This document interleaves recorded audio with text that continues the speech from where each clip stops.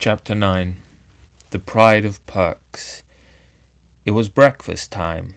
Mother's face was very bright as she poured the milk and ladled out the porridge. "I've sold another story, chickies," she said. "The one about the king of the mussels, so there'll be buns for tea. You can go and get them as soon as they're baked. About 11, isn't it?" Peter, Phyllis, and Bobby exchanged glances with each other, 6 glances in all.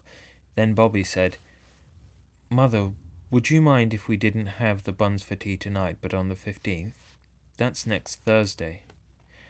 "I don't mind when you have them, dear," said Mother. "But why?" "Because it's Perks's birthday," said Bobby. "He's 32, and he says he doesn't keep his birthday anymore because he's got other things to keep, not rabbits or secrets, but the kids and the missus." "You mean his wife and children?" said Mother. "Yes," said Phyllis. "Isn't it the same thing?" It's the same thing, isn't it? "And we thought we'd make a nice birthday for him. He's been so awfully jolly decent to us, you know, Mother," said Peter. "And we agreed that next Bun Day we'd ask you if we could." "But supposing there hadn't been a Bun Day before the 15th?" said Mother. "Oh, then we meant to ask you to let us antebate it, and go without when the Bun Day came." "Anticipate," said Mother. "I see. Certainly. It would be nice to put his name on the buns with pink sugar, wouldn't it?" "Perks," said Peter. "It's not a pretty name." "His other name's Albert," said Phyllis. "I asked him once." We might put AP," said Mother. "I'll show you how when the time comes." This was all very well as far as it went, but even 14 halfpenny buns with AP on them in pink sugar do not of themselves make a very grand celebration. "There are always flowers, of course," said Bobby, later, when a really earnest council was being held on the subject in the hayloft where the broken chaff-cutting machine was, and the row of holes to drop hay through into the hay racks over the mangers of the stables below. "He's got lots of flowers of his own," said Peter. "But it's always nice to have them given you," said Bobby. However many you've got of your own. We can use flowers for trimmings to the birthday. But there must be something to trim besides buns." "Let's all be quiet and think," said Phyllis. "No one's to speak until it's thought of something." So they were all quiet, and so very still that a brown rat thought that there was no one in the loft, and came out very boldly. When Bobby sneezed, the rat was quite shocked and hurried away, for he saw that a hayloft where such things could happen was no place for a respectable middle-aged rat that quite liked a quiet life. "Hooray!" cried Peter suddenly. "I've got it!" He jumped up and kicked at the loose hay. "What?" said the others eagerly.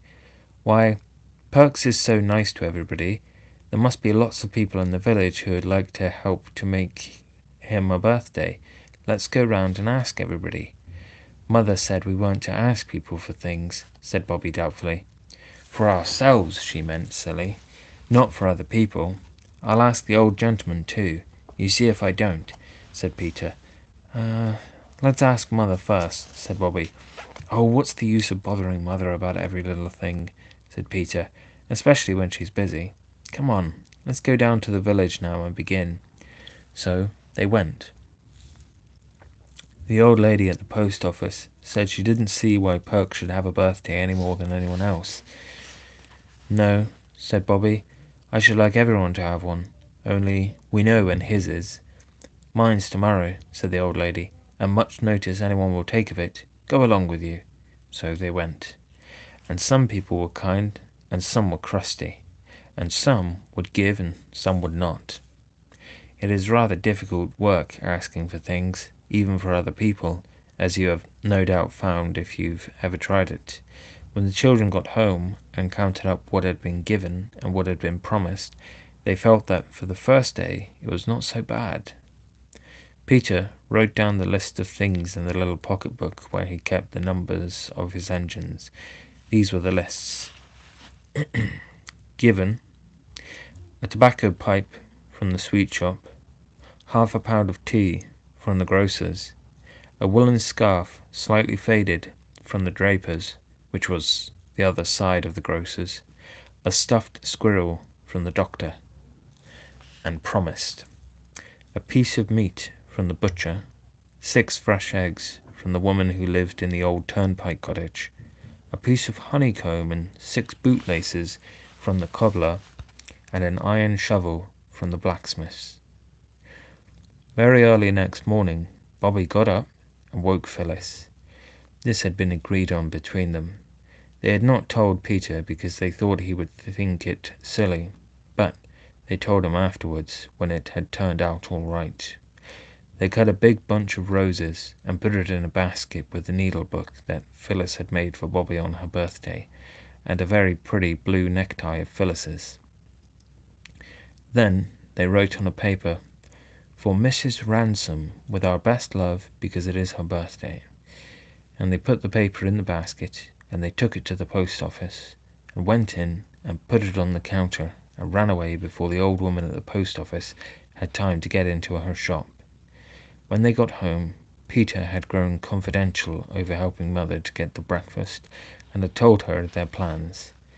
"There's no harm in it," said Mother, "but it depends how you do it. I only hope he won't be offended and think it's charity. Poor people are very proud, you know." "It isn't because he's poor," said Phyllis. "It's because we're fond of him." "I'll find some things that Phyllis has outgrown," said Mother, "if you're quite sure you can give them to him without his being offended. I should like to do some little thing for him because he's been so kind to you. I can't do much because we're poor ourselves." "What are you writing, Bobby?" "Nothing particular," said Bobby, who had suddenly begun to scribble. "I'm sure he'd like the things, Mother." The morning of the 15th was spent very happily in getting the buns and watching Mother make AP on them with pink sugar. You know how it's done, of course. You beat up white eggs and mix powdered sugar with them, and put in a few drops of cochineal, and then you make a cone of clean white paper with a little hole at the pointed end, and put the pink egg sugar in at the big end. It runs slowly out at the pointed end, and you write the letters with it just as though it were a great fat pen full of pink sugar ink. The buns looked beautiful with AP on everyone, and when they were put in a cool oven to set the sugar, the children went up to the village to collect the honey and the shovel and the other promised things. The old lady at the post office was standing on her doorstep. The children said good morning politely, and as they passed, "Here, stop a bit," she said. So they stopped. "Those roses," said she. "Did you like them?" said Phyllis. "They were as fresh as fresh. I made the needlebook, but it was Bobby's present." She skipped joyously as she spoke. "Here's your basket," said the post office woman. She went in and brought out the basket. It was full of fat red gooseberries.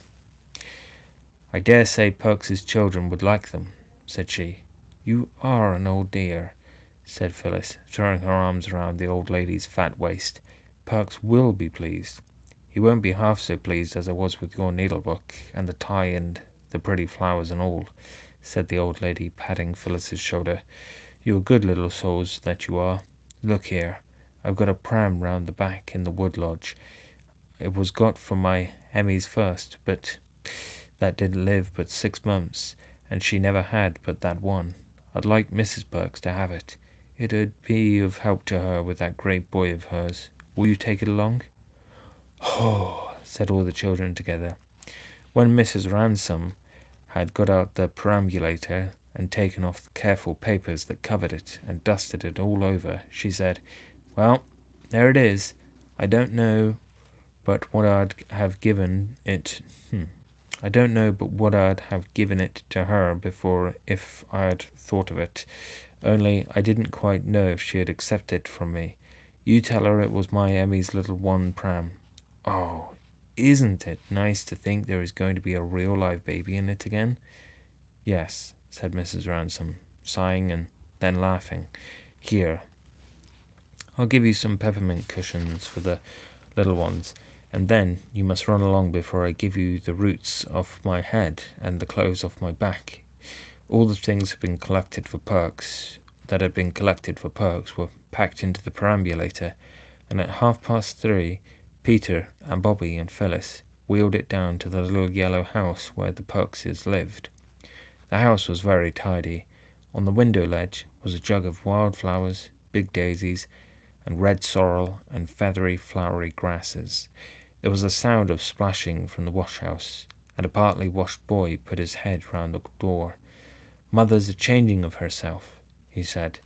"Down in a minute," a voice sounded down the narrow, freshly scrubbed stairs. The children waited. Next moment the stairs creaked, and Mrs. Perks came down, buttoning her bodice. Her hair was brushed very smooth and tight, and her face shone with soap and water. "I'm a bit late changing, miss," she said to Bobby, "owing to me having had a extry clean up today along of Perks happening to name its being his birthday. I don't know what put it into his head to think of such a thing. We keeps the children's birthdays, of course, but him and me, we're too old for such like as a general rule." "We knew it was his birthday," said Peter, "and we've got some presents for him outside in the perambulator." As the presents were being unpacked, Mrs. Perks gasped. When they were all unpacked, she surprised and horrified the children by sitting suddenly on a wooden chair and bursting into tears. "Oh, don't!" said everybody. "Oh, please don't!" And Peter added, perhaps a little impatiently, "What on earth is the matter? You don't mean to say you don't like it?" Mrs. Perks only sobbed. The Perks children, now as shiny-faced as anyone could wish, stood at the wash-house door and scowled at the intruders. There was a silence, an awkward silence. "Don't you like it?" said Peter again, while his sisters patted Mrs. Perks on the back. She stopped crying as suddenly as she had begun. There, there, don't you mind me. I'm all right," she said. "Like it? Why, it's a birthday such as Perks never had, and not even when he was a boy and stayed with his uncle, who was a corn chandler on his own account. He failed afterwards. Like it? Oh—" And then she went on and said all sorts of things that I won't write down, because I am sure that Peter and Bobby and Phyllis would not like me to. Their ears got hotter and hotter, and their faces redder and redder at the kind things Mrs. Perks said. They felt they had done nothing to deserve all this praise. At last Peter said, "Look here, we're glad you're pleased, but if you go on saying things like that we must go home, and we did want to stay and see if Mr. Perks is pleased too, but we can't stand this." "I won't say another single word," said Mrs. Perks with a beaming face, "but that needn't stop me thinking, need it? For if ever—" "Can we have a plate for the buns?" Bobby asked abruptly, and then Mrs. Perks hastily laid the table for tea, and the buns and the honey and the gooseberries were displayed on plates, and the roses were put in 2 glass jam jars, and the tea-table looked, as Mrs. Perks said, fit for a prince.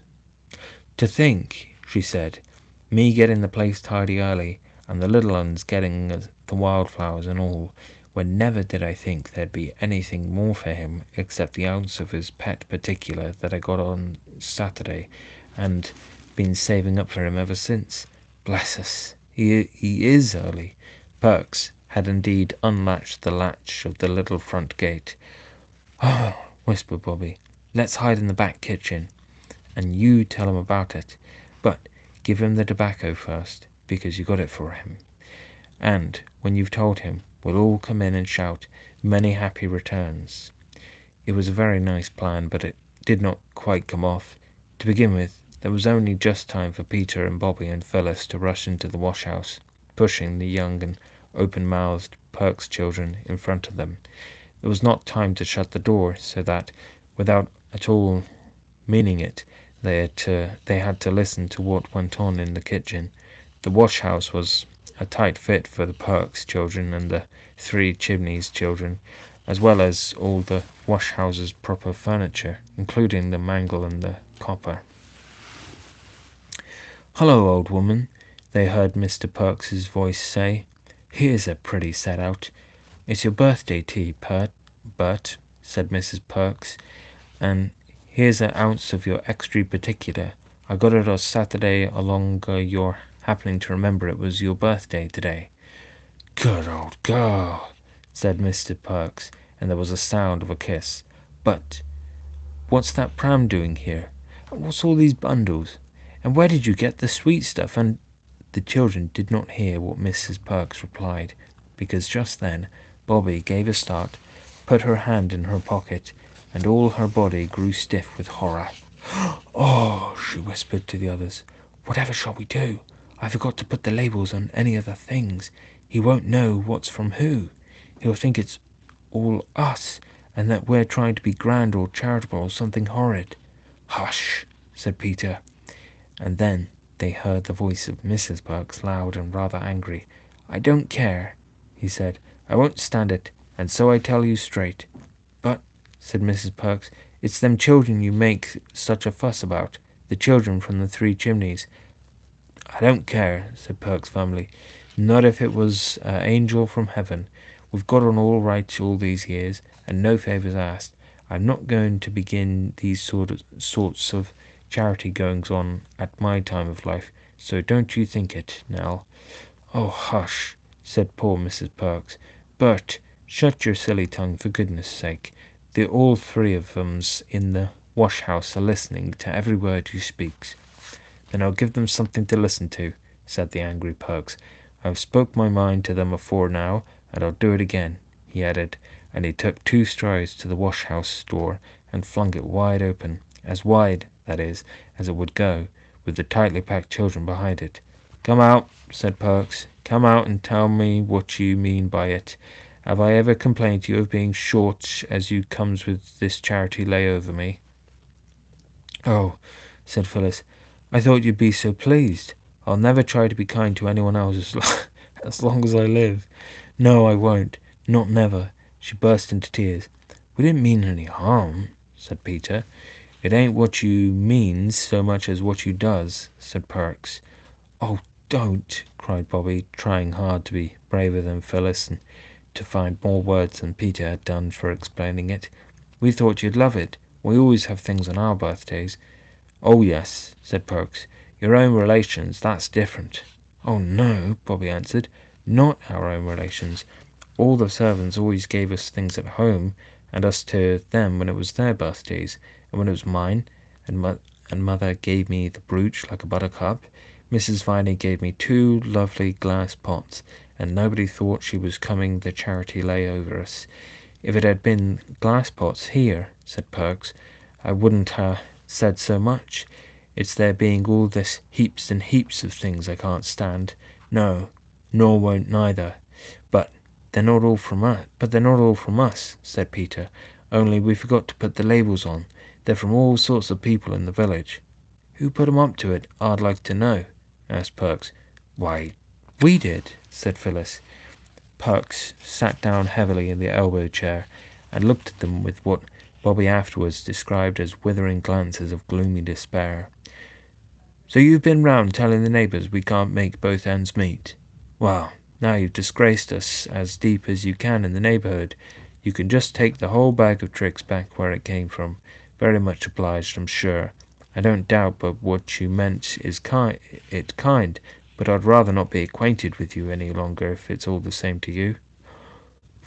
He deliberately turned the chair round so that his back was turned to the children. The legs of the chair grated on the brick floor, and that was the only sound that broke the silence. Then suddenly Bobby spoke. "Look here," she said. "This is most awful." "That's what I says," said Perks, not turning round. "Look here," said Bobby desperately. "We'll go if you like, and you needn't be friends with us any more if you don't want to, but we shall always be friends with you, however nasty you are to us," sniffed Phyllis wildly. "Be quiet," said Peter in a fierce aside. "But before we go," Bobby went on desperately, "do let us show you the labels we wrote to put on the things." "I don't want to see no labels," said Perks, "except proper luggage ones in my own walk of life. Do you think I've kept respectable and out of debt on what I get, and her having to take in washing to be give away for a laughing stock to all the neighbours? Laughing? Said Peter. You don't know. You're a very hasty gentleman, whined Phyllis. You know you were wrong once before about us not telling you the secret about the Russian. Do let Bobby tell you about the labels. Well, go ahead, said Perks grudgingly. Well then, said Bobby, fumbling miserably, yet not without hope, in her tightly stuffed pocket. We wrote down all the things everybody said when they gave us the things with the people's names, because Mother said we ought to be careful, because... But I wrote down what she said, and you'll see. But Bobby could not read the labels just at once. She had to swallow once or twice before she could begin. Mrs. Perks had been crying steadily ever since her husband had opened the wash-house door. Now she caught her breath, choked, and said, "Don't you upset yourself, Missy. I know you meant it kind, if he doesn't." "May I read the labels?" said Bobby, crying onto the slips as she tried to sort them. "Mother's first," it says. "Little clothes for Mrs. Perks's children," Mother said. "I'll find some of Phyllis's things that she's grown out of, if you're quite sure Mr. Perks wouldn't be offended and think it's meant for charity. I'd like to do some little thing for him because he's so kind to you. I can't do much because we're poor ourselves." Bobby paused. That's all right," said Perks. "Your ma's a born lady. We'll keep the little frocks and what not now." "Then there's the perambulator and the gooseberries and the sweets," said Bobby. "They're from Mrs. Ransom. She said, I dare say Mr. Perks's children would like the sweets, and the perambulator was got for my Emmy's first. It didn't live but 6 months, and she's never had but that one. I'd like Mrs. Perks to have it. It would be a help with her fine boy. I'd have given it before if I'd been sure she'd accept of it from me. She told me to tell you," Bobby added, "that it was her Emmy's little one's pram." "I can't send the pram back, Bert," said Mrs. Perks firmly, "and I won't, so don't you ask me—" "I'm not asking anything," said Perks gruffly. "Then the shovel," said Bobby. "Mr. James made it for you himself, and he said, 'Where is it?' 'Oh, yes, here,' he said. 'You tell Mr. Perks it's a pleasure to make a little trifle for a man as is so much respected.' And then he said he wished he could shoe your children and his own children like they do the horses, because, well, he knew what the shoe leather was." "James is a good enough chap," said Perks. "Then the honey," said Bobby in haste, "and the bootlaces. He said he respected a man that paid his way, and the butcher said the same, and the old turnpike woman said many was the time you'd lent her a hand with her garden when you were a lad, and things like that came home to roost. I don't know what she meant, and everybody who gave anything said they liked you, and it was a very good idea of ours, and nobody said anything about charity or anything horrid like that, and the old gentleman gave Peter a gold pound for you, and said you were a man who knew your work, and I thought you'd love to know how fond people are of you, and I never was so unhappy in my life. Goodbye. I hope you'll forgive us some day." She could say no more, and she turned to go. "Stop," said Perks, still with his back to them. "I take back every word I've said contrary to what you'd wish. Nell, set on the kettle." "We'll take the things away if you're unhappy about them," said Peter, "but I think everybody'll be most awfully disappointed, as well as us." "I'm not unhappy about them," said Perks. "I don't know," he added, suddenly wheeling the chair round and showing a very odd-looking screwed-up face. "I don't know as ever I was better pleased, not so much with presents, though they're an A1 collection, but the kind respect of our neighbours, that's worth having, eh, Nell?" "I think it's all worth having," said Mrs. Perks, and you've made a most ridiculous fuss about nothing, but if you ask me." "No, I ain't," said Perks firmly. "If a man didn't respect hisself, no one wouldn't do it for him." "But everyone respects you," said Bobby. "They all said so." "I knew you'd like it when you really understood," said Phyllis brightly. "Hum! You'll stay to tea?" said Mr. Perks. Later on, Peter proposed Mr. Perks's health, and Mr. Perks proposed a toast, also honoured in tea, and the toast was, "May the garland of friendship be ever green," which was much more poetical than anyone had expected from him. "Jolly good little kids, those," said Mr. Perks to his wife as they went to bed. "Oh, they're all right, bless their heart," said his wife. "It's you that's the aggravatingest old thing that ever was. I was ashamed of you, I tell you." You needn't to be, old gal. I climbed down handsome soon as I understood it wasn't charity. As soon as I understood that. But charity's what I never did abide, and won't neither. All sorts of people were made happy by that birthday party. Mr. Perks and Mrs. Perks and the little Perkses by all the nice things and by the kind thoughts of their neighbours. The Three Chimneys children by the success, undoubted, though unexpectedly delayed, of their plan, and Mrs. Ransom every time she saw that the fat Perks's baby in the perambulator. Mrs. Perks made quite a round of visits to thank people for their kind birthday presents, and after each visit felt that she had a better friend than she had thought. "Yes," said Perks reflectively, "it's not so much that what you does as what you means. That's what I say. Now, if it had been charity—" "Oh, drat charity," said Mrs. Perks. "Nobody won't offer you charity, Bert, however much you was to want it, I lay. That was just friendliness, that was." When the clergyman called on Mrs. Perks, she told him all about it. "It was friendliness, wasn't it, sir?" said she. "I think," said the clergyman, "it was what it is sometimes called loving kindness.